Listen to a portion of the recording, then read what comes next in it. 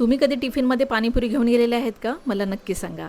तर मी आज पाणीपुरीच बनवते आणि टिफिनसाठीच. आता मी ज्या पद्धतीने पाणीपुरी बनवते ना, ती पद्धत इतकी सिंपल आहे ना, की कोणीही पाणीपुरी बनवून खाईल. आता मी ना रात्री सफेद वाटाणे भिजवून ठेवले होते. आता कुकरमध्ये टाकून ना चांगले 2-3 बटाटे घेतलेले आहेत आणि तेही असे कट करून घेतलेले आहेत मी. त्यानंतर पाणी टाकून घेतलं आणि चवीनुसार मीठ, थोडीशी हळद टाकून ना गॅसवर शिजवायला ठेवून दिलं. आता हे शिजते तोवर मी इथे पाणीपुरीचं पाणी बनवायला घेते आणि त्यासाठी इथे मी पुदिना घेतलेला आहे, अद्रक, मिरची हे घेतलेलं आहे. पुदिना पहिले स्वच्छ करून धुवून ठेवलेला मी. त्यानंतर ना कोथिंबीर टाकून घेतली आणि पाणी थोडंसं टाकून फिरवून घेतलं. आता ह्याच मसाल्यामध्ये ना मी चिंचेचा कोळ पण टाकते, कारण मी सेपरेट अशी कुठली चटणी बनवत नाही. डायरेक्ट असं पाणी बनवते आणि आपली भाजी असते वाटाण्याची तीच.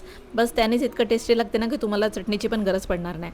आता हे एका पातेल्यामध्ये टाकून ना मी इथे भरभरून पाणी टाकलेलं आहे. मग चवीनुसार मीठ टाकून घेतलं. पाणीपुरी मसाला टाकला. पाणीपुरी मसाला जर नसेल तुमच्याजवळ तर तुम्ही जिरे पूड, सेंध मीठ आणि चाट मसाला हे टाकून पण पाणीपुरी बनवू शकतात. ह्यामध्ये तुम्ही कांदा किंवा सुकी बुंदी असते ती पण टाकून करू शकता. कांदा मी का टाकला नाहीये, कारण मला टिफिनला द्यायचे आणि शैलेश हे दुपारी खाणार. मग त्यासाठीच ना कांदा आताच कापून काय करू, म्हणून त्याला मी सेपरेट असा कांदा देणार आहे, म्हणजे तिथे कट करून खाऊ शकतो असं. आणि मग इथे मी पुऱ्या पण पटापट तळून घेतल्या. मी नाश्त्याला पण हेच होतं म्हणून मी जास्तच पुऱ्या बनवल्या, कारण मग अलग नाश्ता कशाला बनवत बसू त्याकरिता. आणि एका साईडला इथे रगडा पण झाला होता. मग त्यावर छान अशी कोथिंबीर टाकून घेतली आणि मिक्स करून घेतलं. हा रगडा झाल्यावर ना मी पोटॅटो मॅशरने मॅश करून घेतलेला आहे, म्हणून तुम्हाला असं दिसतोय. आणि मग त्यानंतर आम्ही नाश्ता करायला बसले. ही चाट मोस्ट ऑफ ना संध्याकाळी खातात, पण आमच्यासाठी ही कधी पण आहे, कारण आम्ही ना दुपारी, संध्याकाळी, रात्री कधी खाऊ शकतो. आणि हो, एक गोष्ट सांगायची राहिली की जेव्हा पण हे पाणी बनवणार ना तुम्ही, त्यामध्ये सेंध मीठ टाकल्यावर ना हे पाणी पुन्हा गाळून घेत जा, कारण त्या मिठामध्ये ना थोडेसे मातीचे कण असतात, म्हणून असं करा.